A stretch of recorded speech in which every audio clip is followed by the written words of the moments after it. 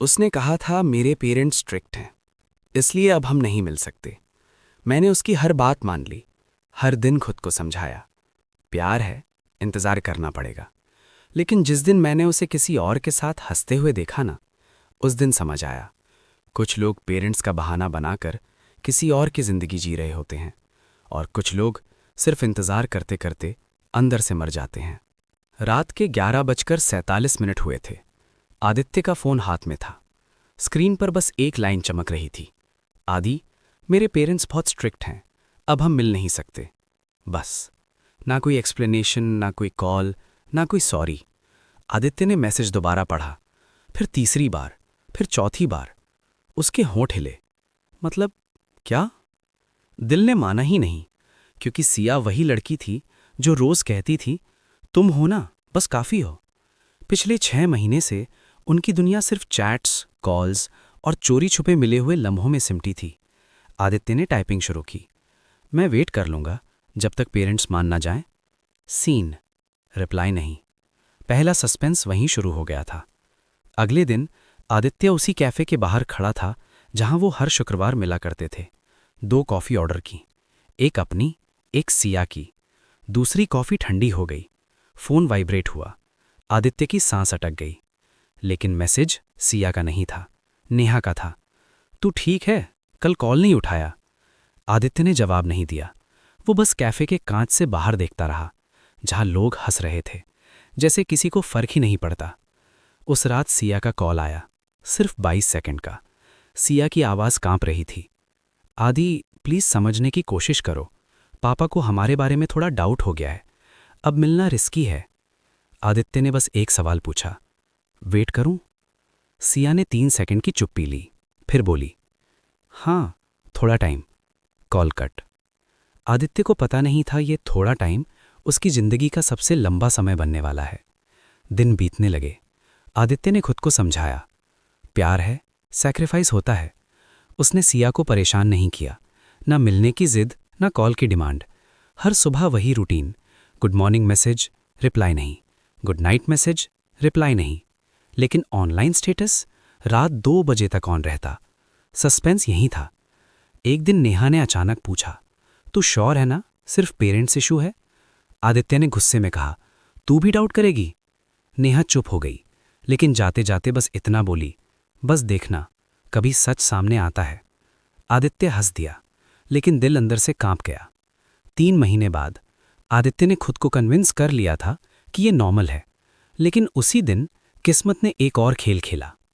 शाम को ऑफिस से लौटते वक्त आदित्य ने मॉल जाने का सोचा, बस यूं ही दिमाग डिस्ट्रैक्ट करने के लिए। मॉल में भीड़ थी, लाइट्स थीं, हंसी थी, और तभी उसने सिया को देखा।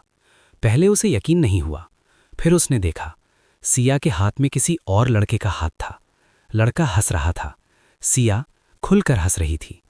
आदित्य के पैर जम गए, उसका दिमाग चीखा, पेरेंट्स स्ट्रिक्ट थे ना? लड़के ने सिया के कंधे पर हाथ रखा। सिया ने कोई आपत्ति नहीं की। उस पल आदित्य को ऐसा लगा जैसे किसी ने सीने से दिल खींच लिया हो। मॉल का शोर गायब हो गया, बस एक सवाल रह गया, मैं कौन था फिर? आदित्य वहीं खड़ा था। मॉल की भीड़ चल रही थी, लोग हंस रहे थे, म्यूजिक बज रहा था, लेकिन उसके कानों में सिर्फ एक आवाज़ गूंज रही थी, पेरेंट्स स्ट्रिक्ट हैं। उसने 2 कदम आगे बढ़ाए, फिर रुक गया। अगर वो सामने चला गया तो क्या पूछेगा, और अगर जवाब मिल गया तो क्या वो सह पाएगा? सिया और वो लड़का एक स्टोर में घुस गए। आदित्य ने पहली बार जानबूझकर किसी को फॉलो किया। स्टोर के अंदर लड़का सिया के लिए जैकेट उठा रहा था। सिया मिरर में खुद को देख रही थी। आदित्य का दिल बैठ गया, क्योंकि ये वही सिया थी जो कभी कहती थी पब्लिक प्लेस रिस्की है, और आज वो बिना डरे बिना झिझके किसी और के साथ खड़ी थी। सस्पेंस सिर्फ इतना नहीं था कि सिया किसी और के साथ थी, सस्पेंस ये था वो इतनी नॉर्मल कैसे थी। आदित्य ने स्टोर के बाहर खड़े होकर फ़ोन निकाला। उसी वक्त सिया ऑनलाइन दिखी। उसने कांपते हाथों से मैसेज टाइप किया, तुम मॉल में हो? Seen, double tick, 5 second, 10 second, 30 second. Reply आया, नहीं तो घर पे हूं। आदित्य की आंखें भर आईं। वो सामने देख रहा था और स्क्रीन पर झूठ पड़ रहा था। उस पल आदित्य समझ गया, ये सिर्फ दूरी नहीं थी, ये सीधा धोखा था। उसने कॉल किया, रिंग गई।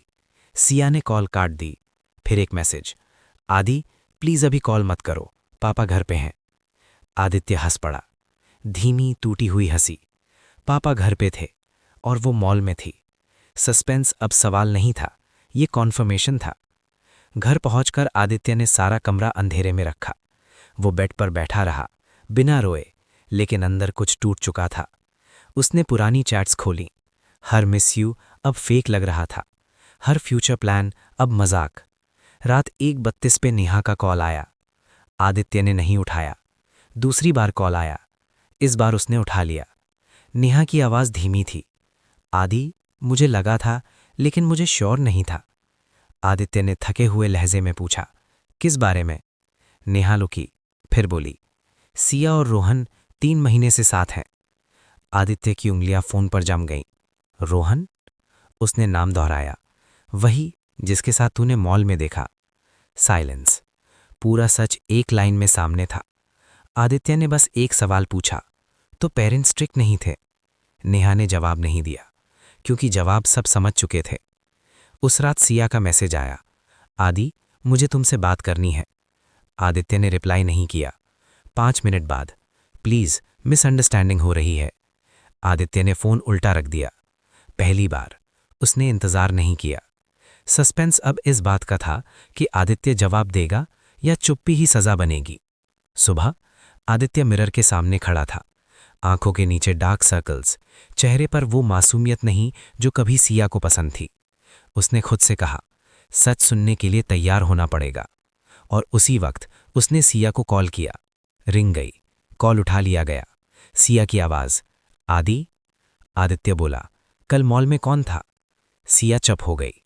5 सेकंड, 10 सेकंड, फिर बोली, तुम पीछा कर रहे थे? आदित्य की आंखें बंद हो गईं, क्योंकि सवाल का जवाब सवाल से मिल चुका था। कॉल कनेक्ट हो चुका था। दूसरी तरफ सिया की सांसें साफ सुनाई दे रही थीं। आदित्य ने पहली बार आवाज ऊंची नहीं की, लेकिन लहजा पत्थर जैसा था। कल मॉल में कौन था? सिया ने तुरंत जवाब नहीं दिया। ये वही चुप्पी थी जो हर झूठ से पहले आती है। आदि, तुम समझ नहीं रहे हो। आदित्य ने बीच में काट दिया। नाम बताओ। 5 सेकंड, 10 सेकंड। रोहन, सिया ने धीमे से कहा। आदित्य ने आंखें बंद कर लीं। नाम सुनते ही नेहा की बात दिमाग में गूंज गई। 3 महीने, मतलब जब वो इंतजार कर रहा था तब कहानी कहीं और चल रही थी। 3 महीने से? आदित्य ने पूछा। सिया चौंक गई। तुम्हें किसने बताया? यही वो पल था जहां सिया समझ गई सच बाहर आ चुका है। आदि प्लीज, मैं कंफ्यूज हो गई थी। सिया की आवाज कांपने लगी। आदित्य हंसा नहीं, रोया नहीं, बस बोला, कंफ्यूज सिर्फ दिल होता है, झूठ प्लानिंग से बोला जाता है। सस्पेंस अब सवाल में नहीं, जवाबों में था। सिया ने सफाई देनी शुरू की। पापा को तुम पसंद नहीं थे, घर का प्रेशर था, रोहन बस सपोर्ट कर रहा था। आदित्य ने पहली बार सीधे पूछा, तो पेरेंट्स स्ट्रिक्ट हैं सिर्फ मेरे लिए थे? सिया चुप। यही जवाब था। कॉल कटते ही आदित्य के हाथ कांपने लगे, लेकिन वो बैठा नहीं, वो उठा। उसने वार्डरोब खोली, वही पुरानी हुडी निकाली जो सिया को पसंद थी। 1 सेकंड के लिए उसने सोचा, काश ये सब सच ना होता। फिर उसने हुडी वापस रख दी, क्योंकि अब कुछ भी वैसा नहीं था। शाम को नेहा उससे मिलने आई। आदित्य ने सब बता दिया, एक एक लाइन। नेहा ने बस एक बात कही, आदि, तू सिर्फ छोड़ा नहीं गया, तुझे यूज किया गया। ये शब्द सीधे दिल में लगे। उसी रात सिया का मैसेज आया, आदि मिल सकते हैं, लास्ट टाइम। लास्ट टाइम, ये शब्द कभी क्लोजर देते हैं, कभी और तोड़ देते हैं। सस्पेंस अब यही था, क्या आदित्य मिलेगा? अगले दिन वही पुराना पार्क। सिया पहले से बैठी थी, चेहरा थका हुआ, आंखों में गिल्ट। आदित्य आया, बिना कुछ बोले सामने बैठ गया। आदि, मुझे लगा मैं दोनों संभाल लूंगी। सिया रो पड़ी। आदित्य ने पहली बार सीधे उसकी आंखों में देखा। तुम दोनों नहीं, सिर्फ खुद को संभाल रही थीं। साइलेंस। रोहन तुम्हें समझता है, सिया बोली। आदित्य मुस्कुराया, पर वो मुस्कान खतरनाक थी। इसलिए तुम उसके साथ मॉल में थीं? सिया ने सिर झुका लिया। आदित्य उठा। बस एक बात बता दो, उसने कहा। जब तुम मुझे वेट करा रही थीं तब तुम खुश थीं। सिया ने जवाब नहीं दिया, और यही सबसे बड़ा जवाब था। आदित्य चला गया। पीछे से सिया ने पुकारा, आदि, मैं बुरी नहीं हूं। आदित्य रुका, पीछे मुड़ा। बुरी होना जरूरी नहीं होता सिया, वो बोला। सच ना बोलना काफी होता है। और वो चला गया। उस रात आदित्य ने आखिरी काम किया। उसने सारी चैट्स डिलीट नहीं की, फोटोज भी नहीं। उसने बस एक मैसेज लिखा, अब वेट खत्म। सेंड नहीं किया, ड्राफ्ट में छोड़ दिया, क्योंकि कुछ बातें भेजी नहीं जाती, महसूस कराई जाती हैं। आदित्य ने उस रात ठीक से नींद नहीं ली। वो जागता रहा, छत को घूरता रहा और हर उस पल को याद करता रहा जहां उसने खुद को छोटा किया था। सुबह हुई तो उसका चेहरा शांत था, बहुत ज्यादा शांत। ऑफिस में सब कुछ नॉर्मल लग रहा था, ईमेल्स, मीटिंग्स, कॉफी ब्रेक्स, लेकिन आदित्य के अंदर कुछ अलग चल रहा था। उसने नेहा को मैसेज किया, रोहन के बारे में सब कुछ जानना है। सीन। 5 मिनट बाद रिप्लाई, तू श्योर है? आदित्य ने लिखा, हाँ। बस एक शब्द। सस्पेंस यही था, अब वो प्यार ढूंढ नहीं रहा था, वो सच इकट्ठा कर रहा था।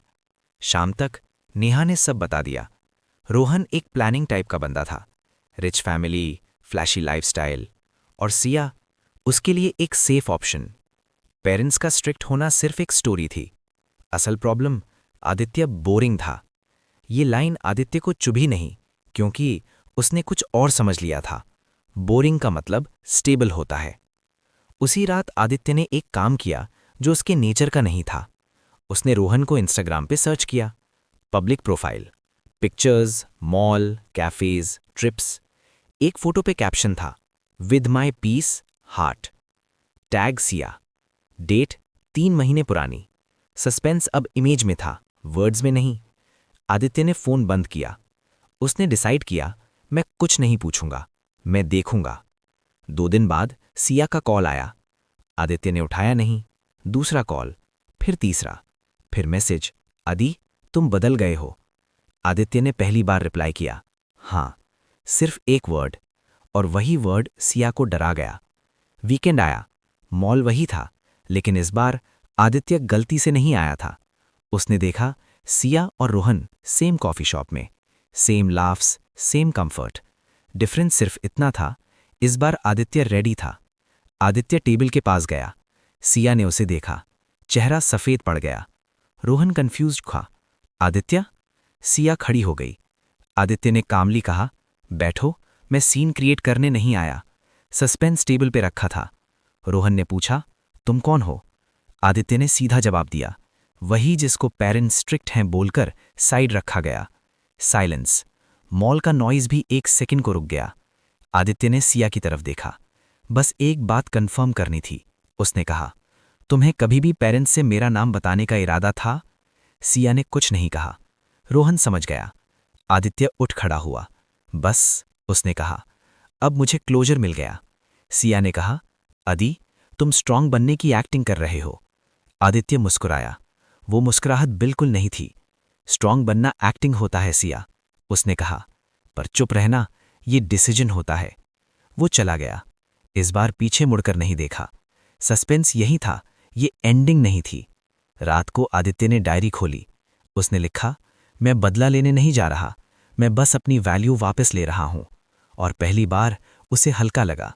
लेकिन कहानी अभी खत्म नहीं हुई थी, क्योंकि हर झूठ का एक दिन ऑडियंस होती है, और आदित्य अब चुप रहकर सब देखने वाला था। आदित्य को अब सिया की आवाज सपनों में नहीं आती थी। अब उसे याद आते थे वो पल जब उसने खुद को समझाया था, थोड़ा और इंतजार कर ले, प्यार है। उसे समझ आ गया था, प्यार नहीं, वो आदत थी। 1 हफ्ते बाद नेहा का मैसेज आया, सिया रो रही है, रोहन से झगड़ा हुआ है। आदित्य ने फोन स्क्रीन देखी, कोई रिएक्शन नहीं। पहले वो दौड़ पड़ता, अब उसने फोन साइड में रख दिया। यही सबसे बड़ा बदलाव था। शाम को सिया खुद सामने आ गई। वही पुराना घर, वही दरवाजा, लेकिन आदित्य वही नहीं था। सिया की आंखें सूजी हुई थीं। आदित्य, रोहन ने कहा वो शादी के लिए तैयार नहीं है। उसकी आवाज टूट रही थी। सस्पेंस अब साफ था, जिसके लिए आदित्य छोड़ा गया वो कभी था ही नहीं। आदित्य ने पहली बार उसकी तरफ ध्यान से देखा। ना गुस्सा, ना नफरत, बस थकान। और? आदित्य ने पूछा। सिया चौंकी। और क्या? आदित्य बोला। अब मुझे बताओगी कि तुम्हारे पेरेंट्स सच में स्ट्रिक्ट थे? सिया रो पड़ी। नहीं, मैं डर गई थी। मुझे लगा मैं बेहतर डिजर्व करती हूं। ये कबूलनामा था, और कबूलनामा हमेशा देर से आता है। आदित्य ने सिर हिलाया। तुम्हें बेहतर नहीं चाहिए था सिया, वो बोला। तुम्हें बस नया चाहिए था। सिया ने उसका हाथ पकड़ने की कोशिश की। आदित्य, हम फिर से। आदित्य ने हाथ पीछे खींच लिया, धीरे से, सम्मान के साथ। जानती हो, आदित्य ने कहा, सबसे दर्द तब हुआ जब मैंने खुद को समझाया कि तुम मजबूर हो। सिया की आंखों में आंसू थे। मैं तुम्हें कभी भूल नहीं पाई। आदित्य मुस्कुराया। भूलना और छोड़ना दो अलग बातें होती हैं, वो बोला। मैंने तुम्हें छोड़ दिया है। सिया ने आखिरी दांव खेला। अगर उस दिन मॉल में तुमने मुझे ना देखा होता तो? आदित्य ने बिना सोचे जवाब दिया। तो मैं आज भी किसी मैसेज का इंतजार कर रहा होता। और यही फर्क था। सिया चुप हो गई। उसके पास कोई लाइन नहीं बची थी। आदित्य ने दरवाज़ा खोला। अब जाओ, वो बोला, क्योंकि जिस इंसान को तुमने इंतजार में छोड़ा था वो अब आगे बढ़ चुका है। दरवाज़ा बंद हुआ, धीरे, लेकिन हमेशा के लिए। रात को आदित्य छत पर बैठा था। आसमान साफ था। उसने खुद से कहा, मैं हार नहीं गया, मैं बच गया। पहली बार उसकी आंखों में आंसू आए, लेकिन ये आंसू कमजोरी के नहीं थे, ये राहत के थे। कुछ दिन बाद आदित्य ने आखिरी काम किया। उसने वो ड्राफ्ट मैसेज खोला। अब वेट खत्म, और उसे डिलीट कर दिया, क्योंकि अब उसे किसी को बताने की जरूरत नहीं थी। उसका इंतजार खुद खत्म हो चुका था। कहानी यहीं खत्म नहीं होती, क्योंकि हर ऐसा लड़का जो सच्चा प्यार करता है कभी ना कभी ये समझता है कि जिसे जाना होता है वो पेरेंट्स स्ट्रिक्ट हैं का बहाना ढूंढ ही लेता है, और जो रुकता है वो सिर्फ खुद को खोता है।